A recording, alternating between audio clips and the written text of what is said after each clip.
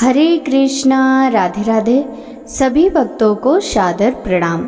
भक्तों, आप नियमित प्रातः 6:30 बजे हमारे चैनल पर श्रीमद् भागवत पुराण की कथाएं श्रवण करते हैं। साथ ही प्रातः 6 बजे भाद्रपद मास महात्म्य की कथाएं भी श्रवण करते हैं। सभी वारों की कथाएं, तिथि ज्ञान इत्यादि की जानकारी भी आपको हमारे चैनल के माध्यम से दी जाती है। भक्तों, यदि अभी तक आपने चैनल को सब्सक्राइब नहीं किया है तो अवश्य ही कर लें। साथ ही बेल आइकन भी प्रेस कर लें, जिससे आने वाले हर नए वीडियो का नोटिफिकेशन आपको समय पर मिल सके। श्रीमद् भागवत महापुराण के कल के अध्याय में 10 प्रकार की सृष्टि का वर्णन, मनवंतर आदि काल विभाग का वर्णन की कथा का रसपान किया था। भक्तों, आज के इस अध्याय में सृष्टि का विस्तार तथा 12 अवतार की कथा का रसपान करेंगे। तो चलिए भक्तों, वीडियो शुरू करते हैं। श्री मैत्रेय जी ने कहा, विदुर जी, यहाँ तक मैंने आपको भगवान की काल रूप महिमा सुनाई। अब जिस प्रकार ब्रह्मा जी ने जगत की रचना की वह सुनिए। सबसे पहले उन्होंने अज्ञान की 5 प्रवृत्तियां तम, मोह, महामोह, तमिष और अंधता मिश्र रची, किंतु अचिंत पापमय सृष्टि को देखकर उन्हें प्रसन्नता नहीं हुई। तब उन्होंने अपने मन को भगवान के ध्यान से पवित्र कर उससे दूसरी सृष्टि रची। इस बार ब्रह्मा जी ने सनक, सनंदन, सनातन और सनत कुमार ये 4 निवृत्ति परायण ऊर्ध्वरेता मुनि उत्पन्न किए। अपने इन पुत्रों से ब्रह्मा जी ने कहा, पुत्रों, तुम लोग सृष्टि उत्पन्न करो। किंतु वे जन्म से ही मोक्ष मार्ग का अनुसरण करने वाले और भगवान के ध्यान में तत्पर थे, इसलिए उन्होंने ऐसा नहीं करना चाहा। जब ब्रह्मा जी ने देखा कि मेरी आज्ञा न मानकर मेरे पुत्र मेरा तिरस्कार कर रहे हैं, तब उन्हें असह्य क्रोध हुआ। उन्होंने उसे रोकने का प्रयत्न किया, किंतु बुद्धि द्वारा उनके बहुत रोकने पर यह क्रोध तत्काल प्रजापति की भौहों के बीच में से एक नील लोहित बालक के रूप में प्रकट हो गया। वे देवताओं के पूर्वज भगवान भव रो रो कर कह रहे, जगत पिता विधाता, मेरे नाम और रहने के स्थान बतलाइए। तब कमल योनि भगवान ब्रह्मा ने उस बालक की प्रार्थना पूर्ण करने के लिए मधुर वाणी में कहा, रो मत, मैं अभी तुम्हारी इच्छा पूरी करता हूँ। देवश्रेष्ठ, तुम जन्म लेते ही बालक के समान फूट फूट कर रोने लगे, इसलिए तुम्हें रुद्र नाम से पुकारेगी। तुम्हारे रहने के लिए मैं पहले से ही हृदय, इंद्री, प्राण, आकाश, वायु, अग्नि, जल, पृथ्वी, सूर्य, चंद्रमा और तप ये स्थान रच दिए। तुम्हारे नाम मन्यु, मनु, महिनस, महान, शिव, ऋतुध्वज, उग्ररेता, भव, काल, वामदेव और धृत व्रत होंगे तथा घी, वृद्धि, उष्णा, उमा, निवति, सर्पी, ईला, अंबिका, इरावती, सुधार, दीक्षा ये 11 रुद्राणियां तुम्हारी पत्नियां होंगी। तुम उपयुक्त नाम, स्थान और स्त्रियों को स्वीकार करो और इनके द्वारा बहुत सी प्रजा उत्पन्न करो, क्योंकि तुम प्रजापति हो। लोक पिता ब्रह्मा जी से ऐसी आज्ञा पाकर भगवान नील लोहित बल, आकार और स्वभाव में अपनी ही जैसी प्रजा उत्पन्न करने लगे। भगवान रुद्र के द्वारा उत्पन्न हुए उन रुद्रों को असंख्य युद्ध बनाकर सारे संसार को भक्षण करते देख ब्रह्मा जी को बड़ी शंका हुई। तब उन्होंने रुद्र से कहा, सुरश्रेष्ठ, तुम्हारी प्रजा तो अपनी भयंकर दृष्टि से मुझे और सारी दिशाओं को भस्म किए डालती है। अतः ऐसी सृष्टि न रचो, तुम्हारा कल्याण हो। अब तुम समस्त प्राणियों को सुख देने के लिए तप करो, फिर उस तप के प्रभाव से ही तुम पूर्ववत इस संसार की रचना करना। पुरुष तप के द्वारा ही इंद्रियातीत सर्वांतयामी ज्योति स्वरूप श्री हरि को सुगमता से प्राप्त कर सकता है। श्री मैत्रेय जी कहते हैं, जब ब्रह्मा जी ने ऐसी आज्ञा दी तब रुद्र ने बहुत अच्छा कहकर उसे सिरोद्धार किया और फिर उनकी अनुमति लेकर तथा उनकी परिक्रमा करके वे तपस्या करने के लिए वन को चले गए। इसके पश्चात जब भगवान की शक्ति से संपन्न ब्रह्मा जी ने सृष्टि के लिए संकल्प किया, तब उनके 10 पुत्र और उत्पन्न हुए। उनसे लोक की बहुत वृद्धि हुई। उनके नाम मरीचि, अत्रि, अंगिरा, पुलत्स, पुलह, कृतु, भृगु, वशिष्ठ, दक्ष और वे 10वें नारद थे। इनमें नारद जी प्रजापति ब्रह्मा जी की गोद से, दक्ष अंगूठे से, वशिष्ठ प्राण से, भृगु त्वचा से, क्रतु हाथ से, पुलह नाभि से, पुलत्स ऋषि कानों से, अंगिरा मुख से, अत्रि नेत्रों से और मरीचि मन से उत्पन्न हुए। फिर उनके दाएं स्तन से धर्म उत्पन्न हुआ, जिसकी पत्नी मूर्ति से स्वयं नारायण अवतीर्ण हुए तथा उनकी पीठ से अधर्म का जन्म हुआ और उससे संसार को भयभीत करने वाला मृत्यु उत्पन्न हुआ। इसी प्रकार ब्रह्मा जी के हृदय से काम, भवों से क्रोध, नीचे के होंठ से लोभ, मुख से वायु की अधिष्ठात्री देवी सरस्वती, लिंग से समुद्र, गुदा से पाप का निवास स्थान निरति, छाया से देवहूति के पति भगवान कर्दम जी उत्पन्न हुए। इस तरह यह सारा जगत करता ब्रह्मा जी के शरीर और मन से उत्पन्न हुआ। विदुर जी, भगवान ब्रह्मा की कन्या सरस्वती बड़ी ही सुकुमारी और मनोहर थी। हमने सुना है एक बार उसे देखकर ब्रह्मा जी काम मोहित हो गए थे। यद्यपि वह स्वयं वासनाहीन थी, उन्हें ऐसा अधर्ममय संकल्प करते देख उनके पुत्र मरीचि आदि ऋषियों ने उन्हें विश्वास पूर्वक समझाया। पिताजी, आप समर्थ हैं, फिर भी अपने मन में उत्पन्न हुए काम के वेग को ना रोककर पुत्री गमन जैसा दुष्कर पाप करने का संकल्प कर रहे हैं। ऐसा तो आपसे पूर्ववर्ती किसी ब्रह्मा ने नहीं किया और ना आगे कोई ही करेगा। जगत गुरु, आप जैसे तेजस्वी पुरुषों को भी ऐसा काम शोभा नहीं देता, क्योंकि आप लोगों के आचरणों का अनुसरण करने से ही तो संसार का कल्याण होता है। जिन श्री भगवान ने अपने स्वरूप में स्थित इस जगत को अपने ही तेज से प्रकट किया, उन्हें नमस्कार है। इस समय वे ही धर्म की रक्षा कर सकते हैं। अपने पुत्र मरीचि आदि प्रजापतियों को अपने सामने इस प्रकार कहते देख प्रजापतियों के पति ब्रह्मा जी बड़े लज्जित हुए और उन्होंने उस शरीर को उसी समय छोड़ दिया। तब उस घोर शरीर को दिशाओं ने ले लिया, वही कोहरा हुआ जिससे अंधकार भी कहते हैं। एक बार ब्रह्मा जी ये सोच रहे थे कि मैं पहले की तरह सुव्यवस्थित रूप से सब लोगों की रचना किस प्रकार करूं। इसी समय उनके 4 मुखों से 4 वेद प्रकट हुए।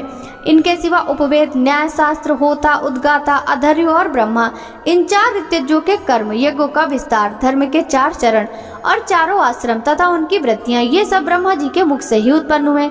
विदुर जी ने पूछा, तपोधन, विश्व रचयिता के स्वामी श्री ब्रह्मा जी ने जब अपने मुख से इन वेदादि को रचा तो उन्होंने अपने किस मुख से कौन वस्तु उत्पन्न की, यह आप कृपा करके मुझे बतलाइए। श्री मैत्रेय जी ने कहा, विदुर जी, ब्रह्मा ने अपने पूर्व, दक्षिण, पश्चिम और उत्तर के मुख से ऋक, यजु, साम और अथर्व को रचा तथा इसी क्रम में शस्त्र, इज्जा, स्तुति, सोम चारों की रचना की। इसी प्रकार आयुर्वेद, धनुर्वेद, गांधर्व वेद और स्थापत्य वेद, इन 4 वेदों को भी क्रमशः उन पूर्वादि मुखों से ही उत्पन्न किया। फिर सर्वदर्शी भगवान ब्रह्मा ने अपने 4 मुखों से इतिहास, पुराण, 5वां वेद बनाया। इसी क्रम में षोडशी और उक्त, चयन और अग्निष्ट होम, आर्त्योयाम और अतिरात्र तथा वाजपेय और गोसव, ये 2-2 याग भी उनके पूर्वादि मुख से ही उत्पन्न हुए। विद्या, दान, तप और सत्य, ये धर्म के 4 पाद और वृत्तियों के सहित 4 आश्रम भी इसी क्रम से प्रकट हुए। ब्रह्मा जी के 4 मुखों से उत्पन्न हुई तथा उनके हृदयाकाश में ओंकार प्रकट हुआ। उनके रोमों से उष्णिक, त्वचा से गायत्री, मांस से त्रिष्टुप, स्नायु से अनुष्टुप, अस्थियों से जगति, मंजा से पंक्ति और प्राणों से बृहति छंद उत्पन्न हुआ। ऐसे उनका जीव स्पर्श वर्ण और देश्वर वर्ण कहलाया। विदुर जी, ब्रह्मा जी ने पहला कामस्थ शरीर से, जिसे कोहरा बना था, छोड़ने के बाद दूसरा शरीर धारण करके विश्व विस्तार का विचार किया। वे देख चुके थे कि मरीचि आदि महान शक्तिशाली ऋषियों ने भी सृष्टि का विस्तार अधिक नहीं हुआ, अतः वे मन ही मन पुनः चिंता करने लगे। अहो, बड़ा आश्चर्य है, मेरे निरंतर प्रयत्न करने पर भी प्रजा की वृद्धि नहीं हो रही।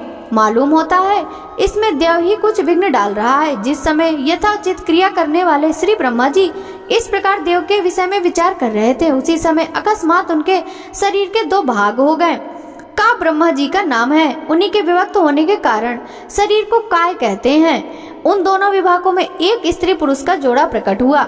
उनमें से जो पुरुष था वह सार्वभौम सम्राट स्वयंभू मनु हुए और जो स्त्री थी वह उनकी महारानी शत्रुपा हुई। तब से मैथुन धर्म, स्त्री पुरुष संभोग से प्रजापति की वृद्धि होने लगी। महाराज स्वयंभू मनु ने शत्रुपा से 5 संतानें उत्पन्न की। साधु शिरोमणि विदुर जी, उनमें प्रियव्रत और उत्तानपाद 2 पुत्र थे तथा आकुति, देवहूति और प्रसूति 3 कन्याएं थी। मनु जी ने आकुति का विवाह रुचि प्रजापति से किया। मझली कन्या देवहूति कर्दम जी को दी और प्रसूति दक्ष प्रजापति को। इन तीनों कन्याओं की संतति से सारा संसार भर गया।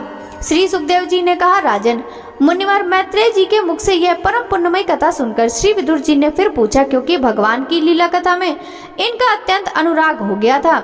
विदुर जी ने कहा, मुने, स्वयंभू ब्रह्मा जी के प्रिय पुत्र महाराज स्वयंभू मनु ने अपनी प्रिय पत्नी शत्रुपा को पाकर फिर क्या किया?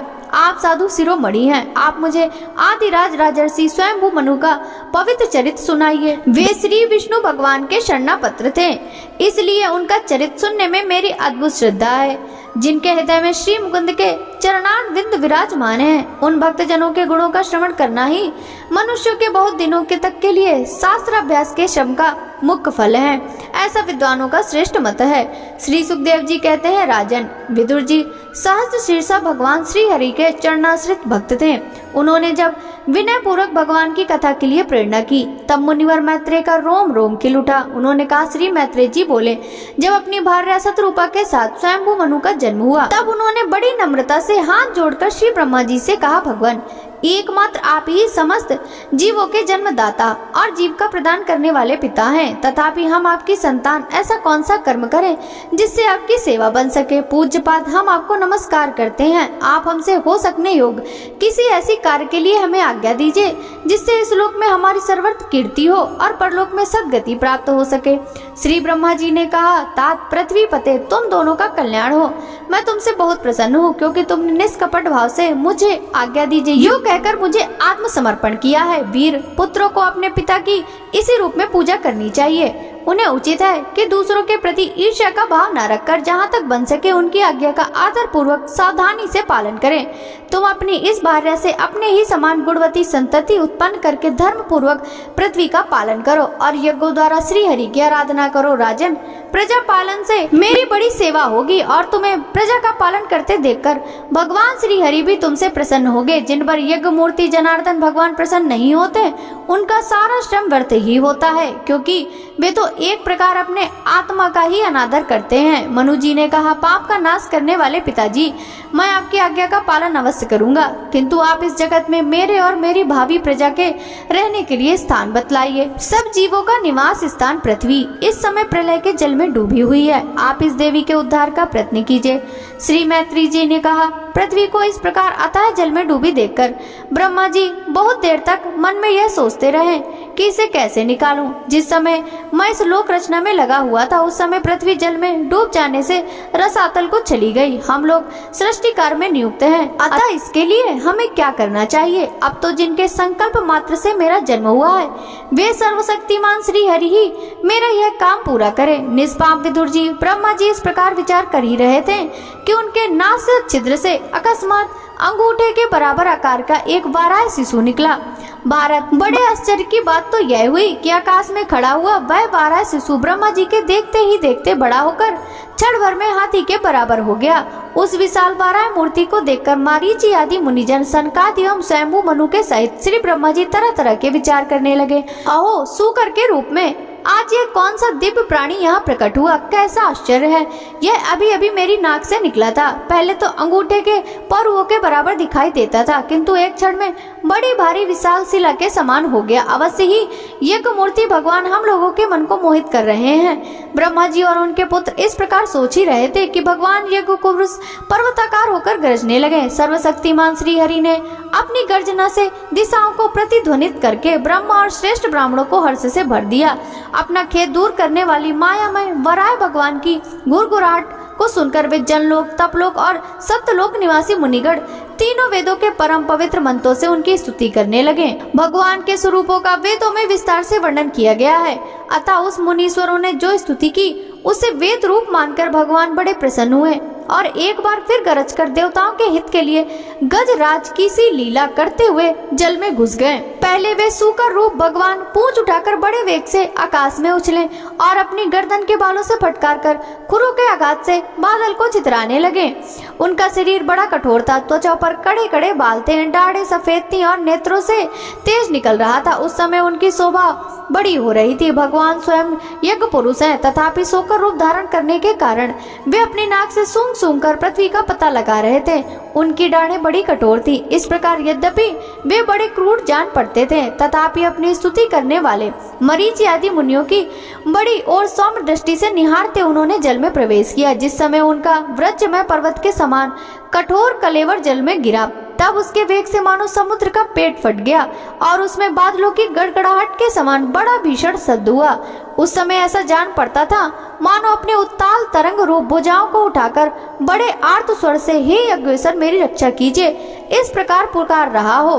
तब भगवान यज्ञ मूर्ति अपने बाढ़ के समान पैने खुरों से जल को चीरते हुए उस अपार जल राशि के पार पहुँचे। महारसातल में उन्होंने समस्त जीवों की आश्रय भूता पृथ्वी को देखा, जिसे कल्पांत में शयन करने के लिए उद्धत श्री हरि ने स्वयं अपने ही उदर में लीन कर लिया था। फिर वे जल में ही डूबी पृथ्वी को अपनी दाढ़ों पर लेकर रसातल में ऊपर आए। उस समय उनकी बड़ी शोभा हो रही थी। जल से बाहर आते समय उनके मार्ग में विघ्न डालने के लिए महापराक्रमी हिरणाक्ष ने जल के भीतर ही उन पर गदा से आक्रमण किया। इससे उनका क्रोध चक्र के समान तीक्ष्ण हो गया और उन्होंने उसे लीला से ही इस प्रकार मार डाला जैसे सिंह हाथी को मार डालता है। उस समय उस रक्त से थूथनी तथा कनपटी सन जाने के कारण वे ऐसे जान पड़ते थे मानो कोई गजराज लाल मिट्टी के टीले में टक्कर मारकर आया हो। तात जैसे गजराज अपनी दांतों पर कमल पुष्प धारण कर ले, उसी प्रकार अपने सफेद दांतों की नोक पर पृथ्वी को धारण कर जल से बाहर निकले हुए तमाल के समान नीलवर्ण वराह भगवान को देखकर ब्रह्मा मरीचि आदि को निश्चय हो गया कि ये भगवान ही हैं। तब वे हाथ जोड़कर वेद वाक्यों से उनकी स्तुति करने लगे। ऋषियों ने कहा, भगवान अजीत आपकी जय हो यज्ञपते, आपने अपने वेद त्रयी विग्रह को फटकार रहे हैं, आपको नमस्कार है। आपके रोमकूपों में संपूर्ण यज्ञ लीन है। आपने पृथ्वी का उद्धार करने के लिए ही यह सूकर रूप धारण किया है, आपको नमस्कार है। देव दुराचारियों के आपके इस शरीर का दर्शन होना अत्यंत कठिन है, क्योंकि यह यज्ञ रूप है। इसकी त्वचा में गायत्री आदि छंद, रोमावली में कुश, नेत्रों में घृत तथा चारों चरणों में होता है। अर्ध्यु, उद्गाता और ब्रह्मा इन चारों ऋतुजों के कर्म है। ईस आपकी थूथनी, मुख के अग्रभाग में रुक है, नासिका छिद्रों में शुआ, उदर में ईड़ा और कानों में चमस, मुख में प्रसिद्ध और कंठ छिद्रों में ग्रह सोम पात्र है। भगवान आपका जो चबाना है वही अग्निहोत्र है। बार बार अवतार लेना यज्ञ स्वरूप आपकी दीक्षणी इष्टि है। गर्दन उपसद है, दोनों दाढ़े प्राणी और उदनी है, सिर सब और आश्वद्ध है तथा प्राणचिति है। देव आपका वीर सोम है। आसन बैठना प्रातः समनादि 3 सवन है। सातों धातु अग्निहोष्ट होम, यताग्निहोष्ट होम उक्त षोडशी वाजपेय अतिरात्र और आप्तोर्याम नाम की 7 संस्थाएं हैं तथा शरीर की संधियां संपूर्ण सत्र हैं। इस प्रकार आप संपूर्ण यज्ञ और क्रतु रूप हैं। यज्ञ अनुष्ठान इष्टियां आपके अंगों को मिलाने वाली मांसपेशियां हैं। समस्त मंत्र देवता द्रव्य यज्ञ और कर्म आपके ही स्वरूप हैं, आपको नमस्कार है। वैराग भक्ति और मन की एकाग्रता से जिस ज्ञान का अनुभव होता है वह आपका ही स्वरूप है तथा आपके ही सब विद्या गुरु हैं, आपको पुनः पुनः प्रणाम है। पृथ्वी को धारण करने वाले भगवान आपकी दाढ़ों की नोक पर रखी हुई यह पर्वत आदि मंडित पृथ्वी ऐसी सुशोभित हो रही है जैसे वनों में से निकलकर बाहर आए हुए गजराज के दांतों पर पत्रयुक्त कमलखनी रखी हो। उसके दांतों पर रखे हुए भूमंडल के सहित आपका यह वेदमय वराह विग्रह ऐसा सुशोभित हो रहा है जैसे शिखरों पर छाई हुई मेघमाला में कुल पर्वत की शोभा होती है। नाथ, चराचर जीवों के सुख पूर्वक रहने के लिए आप अपनी पत्नी इन जगत आत्मा पृथ्वी को जल पर स्थापित कीजिए। आप जगत के पिता हैं और अरणी में अग्नि स्थापन के समान आपने इस धारण शक्ति रूप अपना तेज स्थापित किया है। हम आपको और इस पृथ्वी माता को प्रणाम करते हैं। प्रभु, रसातल में डूबी हुई इस पृथ्वी को निकालने का साहस आपके सिवा और कौन कर सकता था, किंतु आप तो संपूर्ण आश्रयों के आश्रय हैं। आपके लिए यह कोई आश्चर्य की बात नहीं।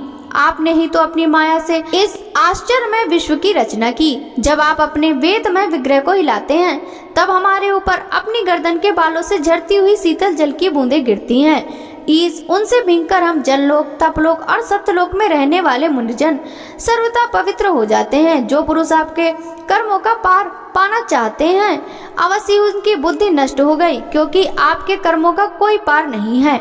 आपकी ही योग माया के सत्वादि गुणों से यह सारा जगत मोहित हो रहा है।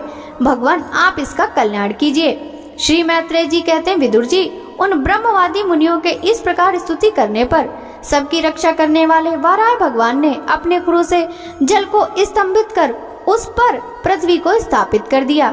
इस प्रकार रसातल से लीला पूर्वक लाई हुई पृथ्वी को जल पर रखकर वे विश्वक्सेन प्रजापति भगवान श्री हरि अंतर ध्यान हो गए।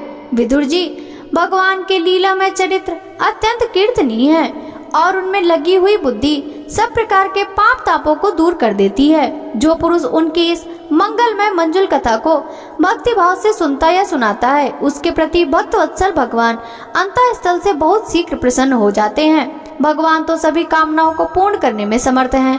उनके प्रसन्न होने पर संसार में क्या दुर्लभ है, किंतु उन तुच्छ कामनाओं की आवश्यकता ही क्या है। जो लोग उनका अज्ञान भाव से भजन करते हैं उन्हें तो वे अंतर्यामी परमात्मा स्वयं अपना परम पद ही दे देते हैं।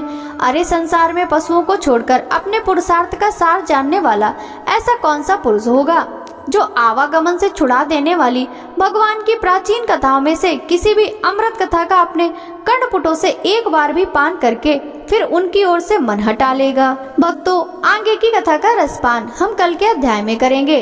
श्रीमद् भागवत महापुराण की यह कथा यदि आपको अच्छी लगी हो तो इस वीडियो को लाइक कर ज्यादा से ज्यादा भक्तों के साथ शेयर कीजिएगा। साथ ही वीडियो के कमेंट बॉक्स में जय जय श्री हरि विष्णु जरूर लिखेगा, जिससे भगवान विष्णु की कृपा दृष्टि सदा सर्वदा आप सभी पर इसी प्रकार बनी रहे। आपसे मिलते हैं श्रीमद् भागवत महापुराण के तृतीय स्कंद के अंतर्गत आगे के अध्यायों की कथा के साथ। तब तक सभी भक्तों को हरे कृष्णा, राधे राधे, हरि बोल।